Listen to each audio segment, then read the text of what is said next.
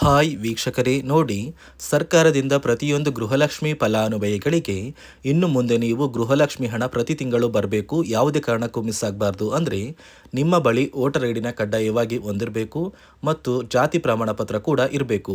ಈ ಎರಡು ದಾಖಲಾತಿಗಳನ್ನ ನೀವು ಎಷ್ಟು ಬೇಗ ನಿಮ್ಮ ಗೃಹಲಕ್ಷ್ಮಿಗೆ ಲಿಂಕ್ ಮಾಡಿಸ್ತೀರಾ, ಅಂದರೆ ಮರು ಅರ್ಜಿ ಮೂಲಕ ಲಿಂಕ್ ಮಾಡಿಸ್ತೀರಾ, ಅಷ್ಟು ಬೇಗ ಸರ್ಕಾರ ನಿಮ್ಮ ಬ್ಯಾಂಕ್ ಖಾತೆಗೆ ಗೃಹಲಕ್ಷ್ಮಿ ಹಣನ ಜಮಾ ಮಾಡುವುದಾಗಿ ಒಂದು ಮುಖ್ಯವಾದ ಮಾಹಿತಿನ ಕೊಟ್ಟಿದೆ. ಯಾಕಂದರೆ ಮೊಬೈಲ್ ಮೂಲಕ ನೀವು ಮರು ಅರ್ಜಿ ಹಾಕೋದಕ್ಕೆ ಸರ್ಕಾರ ಅವಕಾಶ ಮಾಡಿಕೊಟ್ಟಿದೆ. ಮೊಬೈಲಲ್ಲೇ ಕೂಡ ನೀವು ನಿಮ್ಮ ಒಂದು ದಾಖಲಾತಿಗಳನ್ನ ಲಿಂಕ್ ಮಾಡಿಸ್ಬೋದು. ಹಾಗಾದರೆ ಹೇಗೆ ಮೊಬೈಲಲ್ಲಿ ಈ ಒಂದು ದಾಖಲಾತಿಗಳನ್ನ ಲಿಂಕ್ ಮಾಡಿಸೋದು ಅಂತ ನಾನು ನಿಮಗೆ ತಿಳಿಸ್ಕೊಡ್ತೀನಿ. ಅದೇ ರೀತಿ ಸರ್ಕಾರದಿಂದ ಕೆಲವು ಜಿಲ್ಲೆಗಳನ್ನು ಆಯ್ಕೆ ಮಾಡಿ ಒಟ್ಟು 3 ತಿಂಗಳ 6,000 ಹಣನ ಕರ್ನಾಟಕದ 29 ಜಿಲ್ಲೆಗಳಿಗೆ ಜಮಾ ಮಾಡ್ತಾ ಇದ್ದು, ಜುಲೈ 21ರಿಂದ ಫಲಾನುಭವಿಗಳಿಗೆ ಈ ಒಂದು ಹಣ ಬರ್ತಾ ಇದೆ. ಬನ್ನಿ, ಯಾರಿಗೆಲ್ಲ ಗೃಹಲಕ್ಷ್ಮಿ ಹಣ ಬರುತ್ತೆ, ಯಾರಿಗೆಲ್ಲ ಕ್ಯಾನ್ಸಲ್ ಆಗ್ತಾ ಇದೆ ಅಂತ ನಾನು ನಿಮಗೆ ತಿಳಿಸ್ಕೊಡ್ತಾ ಇದ್ದೀನಿ. ಅದಕ್ಕಿಂತ ಮೊದಲು ನೀವು ನನ್ನ ಚಾನಲ್ನ ಸಬ್ಸ್ಕ್ರೈಬ್ ಆಗಿಲ್ಲ ಅಂದರೆ ದಯಮಾಡಿ ಪ್ರತಿಯೊಬ್ಬರು ಚಾನಲ್ನ ಸಬ್ಸ್ಕ್ರೈಬ್ ಮಾಡಿಕೊಂಡು ಹಾಗೆ ವಿಡಿಯೋಗೆ ಒಂದು ಲೈಕ್ನ ಕೊಡಿ. ಹೌದು ವೀಕ್ಷಕರೇ, ಸರ್ಕಾರದಿಂದ ಗೃಹಲಕ್ಷ್ಮಿ ಯೋಜನೆಯ ಪ್ರತಿ ಫಲಾನುಭವಿಗಳಿಗೆ ಇನ್ನು ಮುಂದೆ ನಿಮ್ಮ ಬ್ಯಾಂಕ್ ಖಾತೆಗೆ ಹಣ ಬರಬೇಕು ಅಂದರೆ ನಿಮ್ಮ ಬಳಿ ವೋಟರ್ ಐಡಿ ಇರಬೇಕು ಮತ್ತು ಆ ಒಂದು ವೋಟರ್ ಐಡಿನ ನಿಮ್ಮ ಗೃಹಲಕ್ಷ್ಮಿಗೆ ಲಿಂಕ್ ಮಾಡಿಸ್ಬೇಕು ಅಂತ ಸರ್ಕಾರ ಆದೇಶ ಕೊಟ್ಟಿದ್ದು, ಈಗಾಗಲೇ ಸಾಕಷ್ಟು ಫಲಾನುಭವಿಗಳು ಲಿಂಕ್ ಮಾಡಿಸ್ತಾ ಇದ್ದಾರೆ. ಅಂದರೆ ನಿಮ್ಮ ಮೊಬೈಲಲ್ಲೇ ಈ ಒಂದು ವೋಟರ್ ಐಡಿನ ಲಿಂಕ್ ಮಾಡಿಸೋದಕ್ಕೆ ಸರ್ಕಾರ ಒಂದು ಅಪ್ಲಿಕೇಶನ್ನ ಕೊಟ್ಟಿದ್ದು, ಆ ಒಂದು ಅಪ್ಲಿಕೇಶನಲ್ಲಿ ಹೇಗೆ ನೀವು ವೋಟರ್ ಐಡಿನ ಲಿಂಕ್ ಮಾಡಿಸ್ಬೇಕು ಅಂತ ನಾನು ನಿಮಗೆ ತಿಳಿಸ್ಕೊಡ್ತೀನಿ. ಅದೇ ರೀತಿ ಕಳೆದ 3 ತಿಂಗಳಿಂದ ಯಾರಿಗೆಲ್ಲ ಹಣ ಬರ್ತಾ ಇಲ್ಲ ಅಂತಹ ಫಲಾನುಭವಿಗಳಿಗೆ ನಿಮ್ಮ ಬ್ಯಾಂಕ್ ಖಾತೆಗೆ 3 ತಿಂಗಳಿಂದ ಬಾಕಿ ಇದ್ದ ಒಟ್ಟು ಗೃಹಲಕ್ಷ್ಮಿ ಯೋಜನೆಯ 6,000 ಹಣನ ಜಮಾ ಮಾಡ್ತಾ ಇದ್ದು, ಜುಲೈ 21ರ ನಂತರ ಪ್ರತಿ ಫಲಾನುಭವಿಗಳಿಗೆ ಈ ಒಂದು ಹಣ ಬರ್ತಾ ಇದ್ದು, ಕರ್ನಾಟಕದ ಕೆಲವು ಜಿಲ್ಲೆಗಳನ್ನು ಆಯ್ಕೆ ಮಾಡಿ ಸರ್ಕಾರ ಹಣ ಜಮಾ ಮಾಡ್ತಾ ಇದೆ. ಯಾವ ಜಿಲ್ಲೆಗಳಿಗೆ ಸರ್ಕಾರ ಹಣ ಜಮಾ ಮಾಡ್ತಾ ಇದೆ ಅಂತ ಕೂಡ ನಾನು ನಿಮಗೆ ತಿಳಿಸ್ಕೊಡ್ತೀನಿ. ನೋಡಿ ವೀಕ್ಷಕರೇ, ಮೊದಲು ಸರ್ಕಾರ ಯಾವ ಕಾರಣಕ್ಕೆ ಗೃಹಲಕ್ಷ್ಮಿ ಯೋಜನೆಗೆ ಹೊಸ ರೀತಿಯ ಒಂದು ನಿಯಮಗಳನ್ನ ತಂದಿದೆ ಅಂದರೆ, ಇಲ್ಲಿ ಗೃಹಲಕ್ಷ್ಮಿಯಲ್ಲಿ ಸುಮಾರು 6ರಿಂದ 7 ಲಕ್ಷಕ್ಕಿಂತ ಅಧಿಕ ಮಹಿಳೆಯರ ಹತ್ರ ಒಂದು ವೋಟರ್ ಐ ಡಿ ಕಾರ್ಡ್ ಇಲ್ಲ. ಅಂದರೆ ವೋಟರ್ ಐ ಡಿ ಇಲ್ಲ ಅಂದರೂ ಕೂಡ ಅವರು ಸರ್ಕಾರದಿಂದ ಬರುವ ಗೃಹಲಕ್ಷ್ಮಿ ಹಣನ ಪಡಿತಾ ಇದ್ದಾರೆ. ಮತ್ತು ಸಾಕಷ್ಟು ಫಲಾನುಭವಿಗಳ ಒಂದು ಬ್ಯಾಂಕ್ ಖಾತೆ ಏನಿದೆ, ಆ ಒಂದು ಬ್ಯಾಂಕ್ ಖಾತೆ ಹೊರ ರಾಜ್ಯದ ಬ್ಯಾಂಕ್ ಖಾತೆ ಆಗಿದೆ. ಅಂದರೆ ಕರ್ನಾಟಕದಲ್ಲಿರುವಂತಹ ಫಲಾನುಭವಿಗಳು ಬೇರೆ ರಾಜ್ಯದಲ್ಲಿ ಹೊಂದಿರುವಂತಹ ಒಂದು ಬ್ಯಾಂಕ್ ಖಾತೆನ ಕೊಟ್ಟು ಗೃಹಲಕ್ಷ್ಮಿ ಹಣನ ಪಡಿತಾ ಇದ್ದಾರೆ.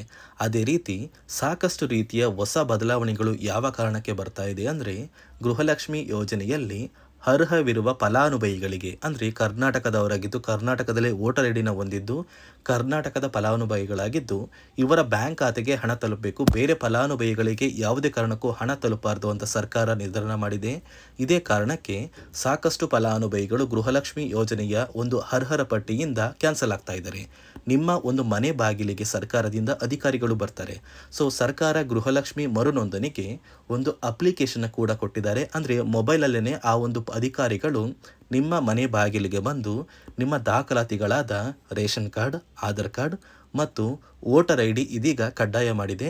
ಅದೇ ರೀತಿ ಜಾತಿ ಪ್ರಮಾಣ ಪತ್ರ ಬೇಕಾಗುತ್ತಂತ ನೀವು ಕೇಳಿದ್ರೆ, ಸದ್ಯಕ್ಕೆ ಸರ್ಕಾರ ಯಾವುದೇ ರೀತಿಯ ಜಾತಿ ಪ್ರಮಾಣ ಪತ್ರನ ಕೇಳ್ತಾ ಇಲ್ಲ. ಬದಲಿಗೆ ನಿಮ್ಮ ಒಂದು ಪತಿಯ ಆಧಾರ್ ಕಾರ್ಡ್, ನಿಮ್ಮ ಒಂದು ವೋಟರ್ ಐ ಡಿ ಮತ್ತು ನಿಮ್ಮ ಒಂದು ಮನೆಯ ರೇಷನ್ ಕಾರ್ಡ್ನ ಕೊಟ್ಟು ನೀವು ಗೃಹಲಕ್ಷ್ಮಿಗೆ ಮರು ನೋಂದಣಿನ ಮಾಡ್ಕೋಬೇಕು. ಈ ಒಂದು ಕೆಲಸನ ಮಾಡೋದು ಗ್ರಾಮದಿಂದ ಕೆಲವು ಅಧಿಕಾರಿಗಳು ಬರ್ತಾರೆ. ಅಂದರೆ ಗ್ರಾಮ ಅಭಿವೃದ್ಧಿ ಇಲಾಖೆಯಿಂದ ಕೆಲವೊಂದು ಅಧಿಕಾರಿಗಳು ಬಂದರೆ ಅಂಗನವಾಡಿಯ ಕಾರ್ಯಕರ್ತರು ಕೂಡ ನಿಮ್ಮ ಮನೆ ಬಾಗಿಲಿಗೆ ಬಂದು ಪ್ರತಿ ಫಲಾನುಭವಿಗಳ ದಾಖಲಾತಿಗಳನ್ನ ಎಂಟ್ರಿ ಮಾಡ್ಕೊಂಡು ಹೋಗ್ತಾರೆ.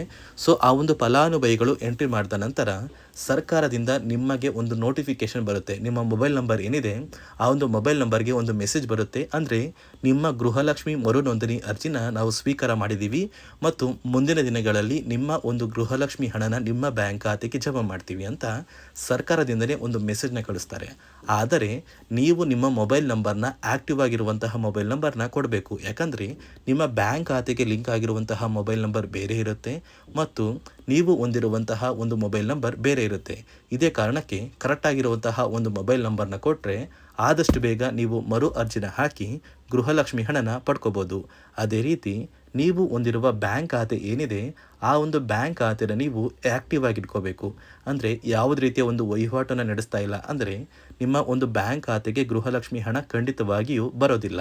ಅದೇ ರೀತಿ ನೋಡಿ ವೀಕ್ಷಕರೇ, ನಿಮ್ಮ ಮನೆಯ ಕುಟುಂಬರು ಅಂದರೆ ಗೃಹಲಕ್ಷ್ಮಿ ಯೋಜನೆಯ ಒಂದು ಸದಸ್ಯ ಏನಾರು ಮರಣ ಹೊಂದಿದ್ದು ಅವರ ಬದಲಾಗಿ ನೀವು ಅಪ್ಲಿಕೇಶನ್ ಹಾಕ್ತೀವಿ ಅಂದರೆ ಅದು ಸಾಧ್ಯವಿಲ್ಲ. ಯಾಕಂದರೆ ನಿಮ್ಮ ಒಂದು ರೇಷನ್ ಕಾರ್ಡಲ್ಲಿ ಮನೆಯ ಯಜಮಾನಿ ಯಾರಿರ್ತಾರೆ ಅವರೇ ಮಾತ್ರ ಗೃಹಲಕ್ಷ್ಮಿ ಯೋಜನೆಗೆ ಅರ್ಹರಾಗಿರ್ತಾರೆ.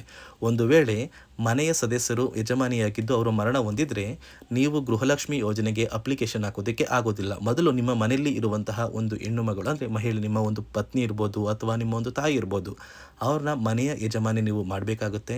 ಸೊ ಮನೆಯ ಯಜಮಾನಿ ಮಾಡಿದ ನಂತರ ಮಾತ್ರ ನೀವು ಗೃಹಲಕ್ಷ್ಮಿಯ ಸೌಲಭ್ಯನ ಪಡ್ಕೋಬೋದು.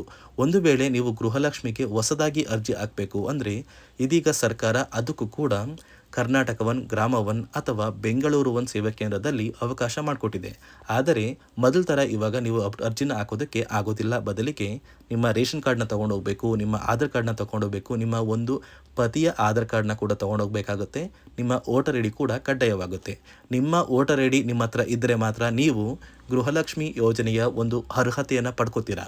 ಒಂದು ವೇಳೆ ವೋಟರ್ ಐ ಡಿ ಇಲ್ಲ, ರೇಷನ್ ಕಾರ್ಡ್ ಇದೆ, ಆಧಾರ್ ಕಾರ್ಡ್ ಇದೆ ಅಂದರೆ ಇನ್ನು ಮುಂದೆ ನಿಮ್ಮ ಬ್ಯಾಂಕ್ ಖಾತೆಗೆ ಸರ್ಕಾರ ಗೃಹಲಕ್ಷ್ಮಿ ಹಣನ ಖಂಡಿತವಾಗಿಯೂ ಜಮಾ ಮಾಡೋದಿಲ್ಲ. ಯಾಕಂದರೆ ಪ್ರತಿ ವರ್ಷವೂ ಕೂಡ ಸರ್ಕಾರ ವೋಟರ್ ಐ ಡಿನ ಬಿಡುಗಡೆ ಮಾಡುತ್ತೆ, ಅಂದರೆ ವೋಟರ್ ಲಿಸ್ಟ್ನ ಬಿಡುಗಡೆ ಮಾಡುತ್ತೆ. ಈ ಒಂದು ಲಿಸ್ಟಲ್ಲಿ ಕೆಲವು ಫಲಾನುಭವಿಗಳ ಒಂದು ಹೆಸರನ್ನ ಕ್ಯಾನ್ಸಲ್ ಮಾಡುತ್ತೆ. ಒಂದು ವೇಳೆ ನಿಮ್ಮ ವೋಟರ್ ಐ ಡಿ ಏನಾದರೂ ಕ್ಯಾನ್ಸಲ್ ಆಗಿದ್ದರೆ ನಿಮ್ಮ ಬ್ಯಾಂಕ್ ಖಾತೆಗೆ ಗೃಹಲಕ್ಷ್ಮಿ ಹಣನ ಸರ್ಕಾರ ಕ್ಯಾನ್ಸಲ್ ಮಾಡುತ್ತೆ. ಈ ಕೂಡಲೇ ನೀವು ನಿಮ್ಮ ದಾಖಲಾತಿಗಳು ಎಲ್ಲ ಕೂಡ ಸರಿ ಇದೆ ಅಂತ ತಿಳ್ಕೊಳ್ಳಿ. ಹಾಗಾದರೆ ಮಾತ್ರ ನೀವು ಗೃಹಲಕ್ಷ್ಮಿ ಯೋಜನೆಗೆ ಅರ್ಹರಾಗಿರ್ತೀರ. ಸರ್ಕಾರ ಯಾವ ಕಾರಣಕ್ಕೆ ಈ ರೀತಿಯ ಹೊಸ ಬದಲಾವಣೆಗಳನ್ನ ತರ್ತಾ ಇದೆ ಅಂದರೆ ಇಲ್ಲಿಯವರೆಗೂ ಸುಮಾರು 60 ಕೋಟಿಗಿಂತ ಅಧಿಕ ಮೊತ್ತನ ಸರ್ಕಾರ ನಷ್ಟ ಮಾಡಿಕೊಂಡಿದೆ. ಅಂದರೆ ಫಲಾನುಭವಿಗಳು ನಮ್ಮ ಕರ್ನಾಟಕದವರೇ ಅಲ್ಲ, ಅಂತಹ ಫಲಾನುಭವಿಗಳಿಗೂ ಕೂಡ ಸರ್ಕಾರದಿಂದ ಹಣ ಹೋಗಿದೆ ಮತ್ತು ಸಾಕಷ್ಟು ಫಲಾನುಭವಿಗಳು ಮರಣ ಹೊಂದಿದ್ದಾರೆ.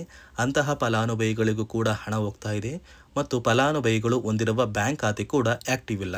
ಅಂತಹ ಫಲಾನುಭವಿಗಳಿಗೂ ಕೂಡ ಹಣ ಹೋಗಿದೆ ಮತ್ತು ಸಾಕಷ್ಟು ಫಲಾನುಭವಿಗಳು ಏನು ಮಾಡಿದ್ದಾರೆ ಅಂದರೆ ಅವರ ಮನೆ ಕುಟುಂಬದ ಯಜಮಾನಿ ಅಂದರೆ ಹೆಡ್ ಆಫ್ ದ ಫ್ಯಾಮಿಲಿ ಇರ್ತಾರಲ್ಲ, ಸೊ ಆ ಒಂದು ಮಹಿಳೆ ಮರಣ ಹೊಂದಿರ್ತಾರೆ. ಸೊ ಏನೋ ಒಂದು ಕಾರಣದಿಂದ ಮರಣ ಹೊಂದಿದ್ದು ಅವರ ಬ್ಯಾಂಕ್ ಖಾತೆಗೆ ಬರುವ ಗೃಹಲಕ್ಷ್ಮಿ ಹಣನ ಒಂದು ATM ಮೂಲಕ ವಿತ್ಡ್ರಾ ಮಾಡಿದ್ದಾರೆ ಮತ್ತು ಫೋನ್ಪೇ ಮೂಲಕ ಟ್ರಾನ್ಸ್ಫರ್ ಮಾಡ್ಕೊಂಡಿದ್ದಾರೆ. ಇದೀಗ ಸರ್ಕಾರ ಈ ರೀತಿಯ ಒಂದು ಹೊಸ ಬದಲಾವಣೆಗಳನ್ನ ಜಾರಿಗೆ ತಂದರೆ ಯಾರಿಗೂ ಕೂಡ ಗೃಹಲಕ್ಷ್ಮಿ ಹಣ ಮೋಸ ಆಗೋದಿಲ್ಲ ಮತ್ತು ಪ್ರತಿ ಫಲಾನುಭವಿಗಳಿಗೆ ಹಣ ಬಂದೇ ಬರುತ್ತೆ ಅಂತ ಆದೇಶ ಕೊಟ್ಟಿದೆ. ನೀವು ಕೇಳ್ಬೋದು ವೀಕ್ಷಕರೇ, 3 ವರ್ಷದಿಂದ ಯಾವುದೇ ಕಾರಣಕ್ಕೂ ನಮಗೆ ಗೃಹಲಕ್ಷ್ಮಿ ಯೋಜನೆ ಹಣ ಮಿಸ್ ಆಗಿಲ್ಲ.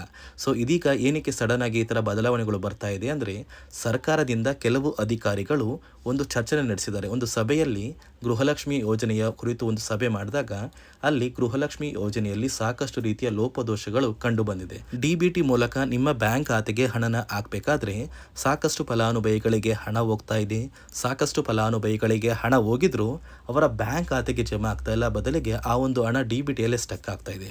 ಮತ್ತು ಸರ್ಕಾರಕ್ಕೂ ಕೂಡ ಆ ಒಂದು ಹಣ ಬರ್ತಾ ಇಲ್ಲ. ಮತ್ತು ಸರ್ಕಾರ ಹಾಕಿರುವ ಹಣ ಇನ್ನೂ ಕೂಡ ಹಾಗೇ ಇದೆ. ಸಾಕಷ್ಟು ಫಲಾನುಭವಿಗಳು ಆ ಒಂದು ಹಣನ ಯೂಸ್ ಕೂಡ ಮಾಡ್ತಾ ಇಲ್ಲ, ಅಂದರೆ ಅದು ಬ್ಯಾಂಕ್ ಖಾತೆಯಲ್ಲಿ ಹಂಗೇನೆ ಇದೆ.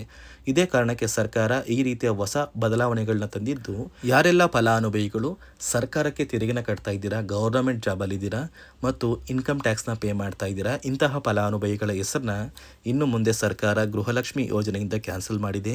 ನಿಮ್ಮ ಒಂದು ರೇಷನ್ ಕಾರ್ಡ್ BPL ರೇಷನ್ ಕಾರ್ಡಿಂದ APL ಆಗಿದ್ರು ಕೂಡ ನೀವು ಗೃಹಲಕ್ಷ್ಮಿ ಯೋಜನೆಯನ್ನು ಪಡೆಯೋದಕ್ಕೆ ಅರ್ಹರಾಗಿರ್ತೀರಾ.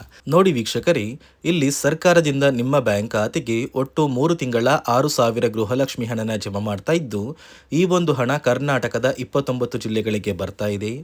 ನಾಳೆ ಮಂಗಳವಾರ ಜುಲೈ 21ರಂದು ಈ ಒಂದು ಹಣನ ಜಮಾ ಮಾಡ್ತಾ ಇದ್ದು ಆ ಒಂದು ಜಿಲ್ಲೆಗಳ ಹೆಸರು ಏನು ಅಂದರೆ ಬಾಗಲಕೋಟೆ, ಬೆಳಗಾವಿ, ವಿಜಯಪುರ, ಧಾರವಾಡ, ಗದಗ, ಹಾವೇರಿ, ಉತ್ತರ ಕನ್ನಡ, ಬಳ್ಳಾರಿ, ಬೀದರ್, ಕಲಬುರಗಿ, ಕೊಪ್ಪಳ, ರಾಯಚೂರು, ಯಾದಗಿರಿ, ವಿಜಯನಗರ, ಬೆಂಗಳೂರು ನಗರ, ಬೆಂಗಳೂರು ಗ್ರಾಮಾಂತರ, ರಾಮನಗರ, ಚಿಕ್ಕಬಳ್ಳಾಪುರ, ಚಿತ್ರದುರ್ಗ, ದಾವಣಗೆರೆ, ಕೋಲಾರ, ಶಿವಮೊಗ್ಗ, ತುಮಕೂರು, ಚಾಮರಾಜನಗರ, ಚಿಕ್ಕಮಗಳೂರು, ದಕ್ಷಿಣ ಕನ್ನಡ, ಹಾಸನ, ಕೊಡಗು, ಮಂಡ್ಯ, ಮೈಸೂರು, ಉಡುಪಿ ಹೀಗೆ ಸರ್ಕಾರದಿಂದ ಒಟ್ಟು 3 ತಿಂಗಳ 6,000 ಹಣನ ಜಮಾ ಮಾಡ್ತಾ ಇದ್ದು ನಿಮ್ಮ ಬ್ಯಾಂಕ್ ಖಾತೆಗೂ ಕೂಡ ಈ ಜುಲೈ ತಿಂಗಳು ಮುಗಿಯುವಷ್ಟರಲ್ಲಿ ಪ್ರತಿಯೊಬ್ಬರು ಗೃಹಲಕ್ಷ್ಮಿ ಹಣನ ಪಡ್ಕೋತೀರಾ. ನಿಮ್ಮ ಸ್ನೇಹಿತರಿಗೆ ಈ ಒಂದು ವಿಡಿಯೋನ ಶೇರ್ ಮಾಡಿ ಅವರ ಬ್ಯಾಂಕ್ ಖಾತೆಗೂ ಕೂಡ ಆದಷ್ಟು ಬೇಗ ಗೃಹಲಕ್ಷ್ಮಿ ಹಣ ಬರುತ್ತೆ ಅಂತ ತಿಳಿಸಿ ಅಂತ ಹೇಳ್ತಾ, ಇದಿಷ್ಟು ಸರ್ಕಾರದಿಂದ ಪ್ರತಿಯೊಂದು ಫಲಾನುಭವಿಗಳಿಗೆ ಬಂದಿರುವ ಹೊಸ ಮಾಹಿತಿಯಾಗಿದ್ದು, ನಾನು ಕೊಟ್ಟಿರುವ ಮಾಹಿತಿ ನಿಮಗೆ ಇಷ್ಟ ಆಗಿದ್ದಲ್ಲಿ ನನ್ನ ಚಾನಲ್ನ ಸಬ್ಸ್ಕ್ರೈಬ್ ಮಾಡಿಕೊಂಡು ಹಾಗೆ ವಿಡಿಯೋಗೆ ಒಂದು ಲೈಕ್ನ ಕೊಡಿ.